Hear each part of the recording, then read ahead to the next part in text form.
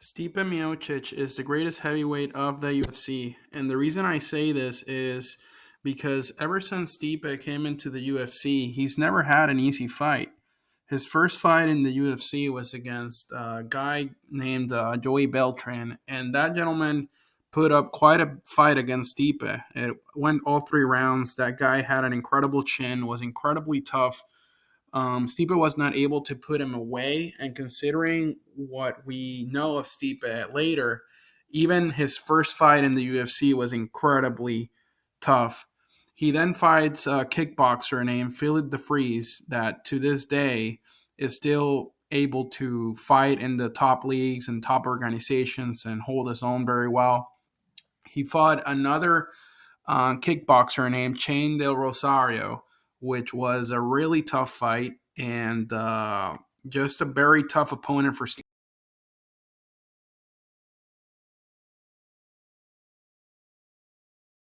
His opponent down and was able to win via ground and pound. He then fought Stefan Struve, where he lost. He fought Roy Nelson, where he had a marvelous performance. Gabriel Gonzaga, Fabian Maldonado, JDS, where he lost that first fight. Mark Hunt, Andrei Arlovsky, Verdum, Alistair Overeem, where he won via first round knockout. Junior Dos Santos, where he won against first round knockout. Francis Ngannou, where he put in a marvelous clinic for 25 minutes. And this led to the DC trilogy, where he lost his first fight to DC by knockout. And this led into the next two fights with Daniel Cormier, and he was able to win the second.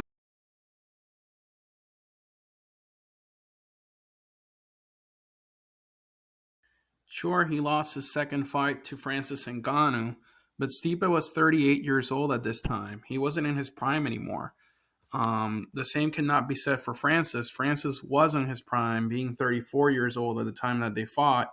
And Francis had 3 whole years to prepare for Stipe. He was able to learn from the mistakes that he made in the first fight, which was his cardio lacking and his wrestling not being there.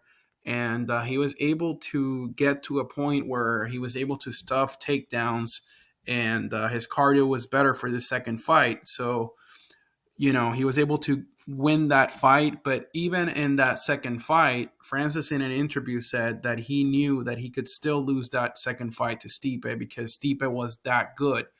And Francis was able to capitalize on a mistake that Stipe made on that second fight, where after hurting him with the right hook, Stipe thought that Ngannou was more hurt than he actually was and went completely unprotected to attack to finish Ngannou. And that's where Ngannou was actually Ngannou, or at least one of Ngannou's best shots, and right in the middle of the octagon where the setting favors Ngannou. So if they ever would have had a trilogy, it not necessarily would have had to play this way because Stipe would have learned from his mistake. I really much doubt that he would just run in there again without protecting himself, without being sure that Ngannou is as hurt as he actually thinks he is. And the outcome of a third fight could actually have been a lot different than what the second fight was just because of that. Stipe would likely come in a lot more prepared, a lot more heavy. There was obviously a big size disadvantage in this fight because Stipe went too light into the second fight. And, I think that really affected him. And that's why he was trying to put up 20 pounds of muscle.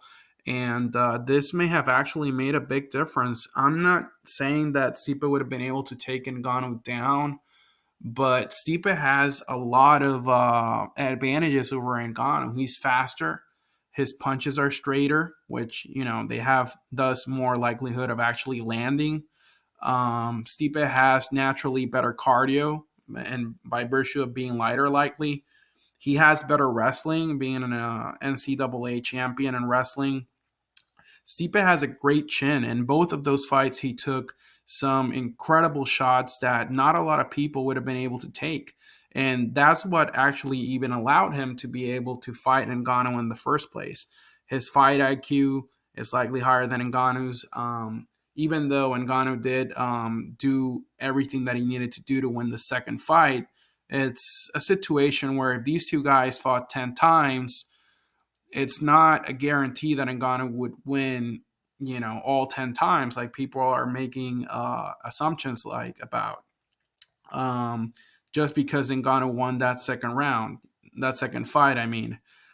Even if they fought a third time and Ngannou were to win the third fight, it's not a guarantee that he's actually better. If they fought 10 times, we would likely get different outcomes.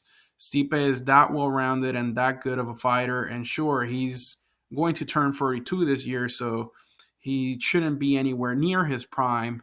But Stipe Miocic at his prime was as good as a heavyweight as we have ever seen. 4 title defenses, which is the most in UFC heavyweight history.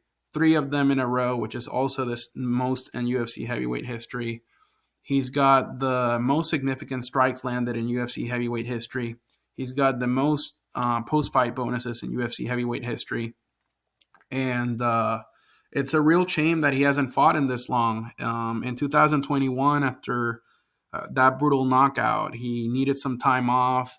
In 2022, he expressed he had some family issues that prevented him from fighting.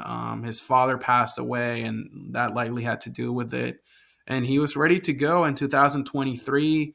And unfortunately, UFC went with Cyril Gahn. And I can't say that that was a bad decision um, because Cyril did better against Francis in the second fight that Stipe did. However, when we looked at Cyril's lack of wrestling, we definitely understand that a fight against Stipe was going to be and likely is going to be a lot more competitive because Stipe has the wrestling to be able to defend those takedowns. And Stipe will fight Jon Jones. That's a guarantee in terms of he'll bring the fight to him. He's not gonna let the lights be too bright for him, like what happened to Cyril Gahn. So, I definitely wanted to make this video because for years now, it's been pretty obvious that Stipe has been overlooked, and people just because he lost that second Ngannou fight just make it for certain that Ngannou would win a trilogy, that Ngannou's better than Stipe, and I can tell you right now, he's not a better fighter than Stipe. Even if he would have won the trilogy, which is not a guarantee, it's not a better fighter. If they fought 10 times, you might get 5-5, you might get 6-4. That's fighting. You're gonna likely get different outcomes every single time, and this is heavyweight. Anyone can knock anyone out. So just because you get clipped in the chin and knocked out doesn't mean you're washed up or anything like that. Like the chin that Stipe showed in that fight was ridiculous on the second one and on the first one. So um, that's going to be an amazing fight when Stipe fight Jon Jones because Jon Jones doesn't have the power that Francis Ngannou has. So, knocking Stipe out is likely the best way to beat him because he has a lot of volume, he has a lot of cardio. So, if they go into a 25-minute fight, Stipe has a lot of chances to win, and he's got a lot of knockout power himself, so he can knock out the opponent. And Jon not having that power actually makes that fight against Jon Jones extremely interesting. And I'm definitely looking forward to it. I would love to see Stipe versus Jon Jones. And I would love to see Tom take the winner, although Stipe is going to be a little bit too old to take on Tom at that time, I think. But